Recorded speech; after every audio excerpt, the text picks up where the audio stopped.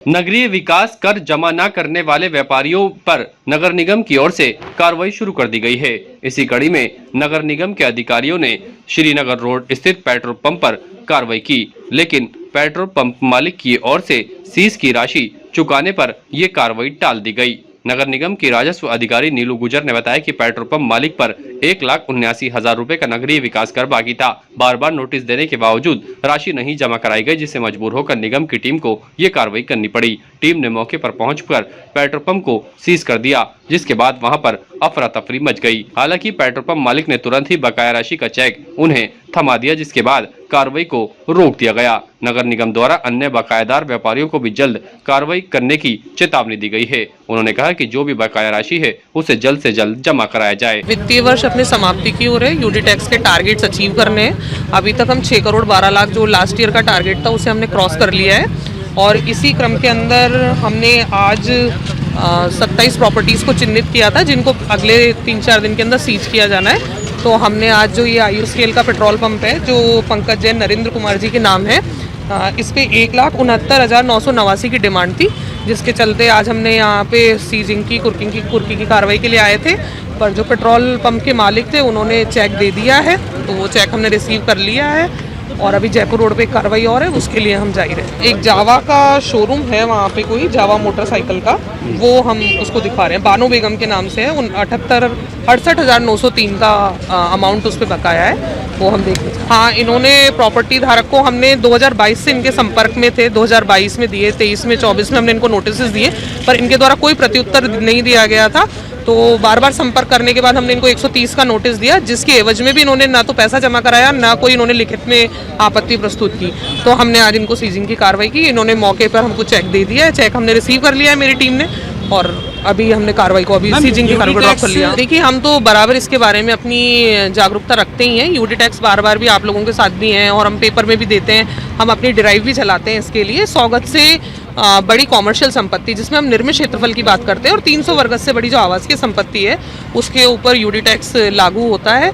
और व्यापारियों द्वारा इस समय हमने नए सर्वे करे हैं, और हम टैक्स लगातार जमा करवाई रहे हैं। इसके साथ ही नगर निगम की टीम जयपुर रोड पहुंची, जहां 2 पहिया वाहन शोरूम पर भी कार्रवाई की गई। इस दौरान जो बकाया राशि थी 68,000 रुपए, उसका चेक भी नगर निगम को जमा करवा दिया गया। यानी कि जिस तरह से नगर निगम की ओर से नगरीय विकास कर के खिलाफ कार्रवाई और अभियान शुरू किया गया है, उससे सभी व्यापारियों में हड़कंप मचा हुआ है।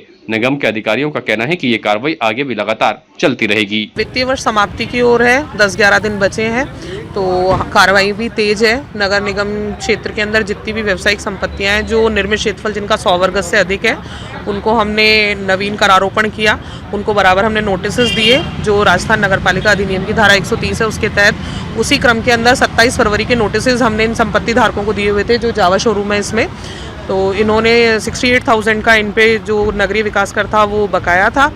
तो जब इन्होंने जमा नहीं करवाया तो आज हमारी टीम यहाँ सीजिंग के लिए पहुंची, पर संपत्ति जो मालिक हैं वो बाहर गए हुए थे, तो जो शोरूम मालिक है उन्होंने अपने बिहाफ पे 68,000 का चेक दिया है, वो हमने प्राप्त कर लिया है। तो सीजिंग की कार्रवाई तो नहीं की है, पर नगरीय विकास कर जमा हो गया है।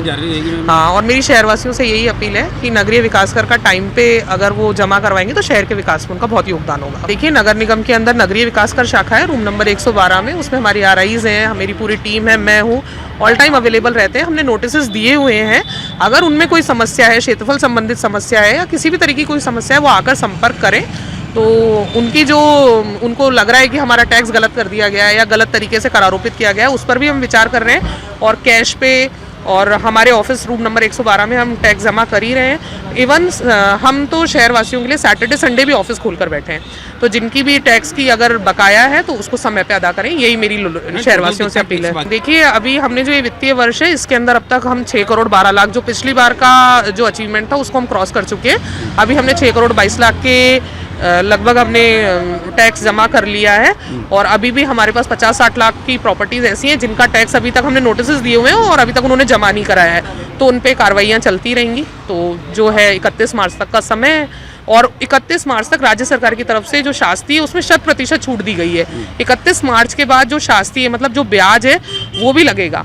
तो मेरी शहरवासियों से यही अपील है कि 31 मार्च से पहले टैक्स जमा कराएंगे तो उनको एक बहुत बड़ी छूट भी नगरीय विकास कर में मिलेगी। नगर निगम सीमा के अंदर हमारी प्रतिष्ठान बना हुआ है, तो इसका जो नगर निगम के अंदर जो टैक्स बनता है वो देना ही था, क्योंकि हमें पता नहीं पड़ा, पेपर में हमें ध्यान दिया नहीं हमने। इन्होंने नोटिस तो भेजा था पर हमको जमा कराना था, अभी मार्च बाकी है, अभी अकस्मात ये आ गए, कोई बात नहीं, आ गए तो हमने चेक बना के दे दिया, देना ही था। तो व्यापारियों को तो देखो टैक्स तो देना ही चाहिए कायदे से, जिसके ऊपर इतनी इनकी जो सीमा के अंदर आता है कि भाई 300 गज या 300 गज से ऊपर जो भी है टैक्स बनता है वो देना चाहिए सबको। टैक्स नहीं देंगे काम कैसे चलेगा इनका भी। ताज़ा खबरों के लिए देखते रहें सरेराह न्यूज। अपना फ़ोन उठाएं और सब्सक्राइब करना ना भूलें।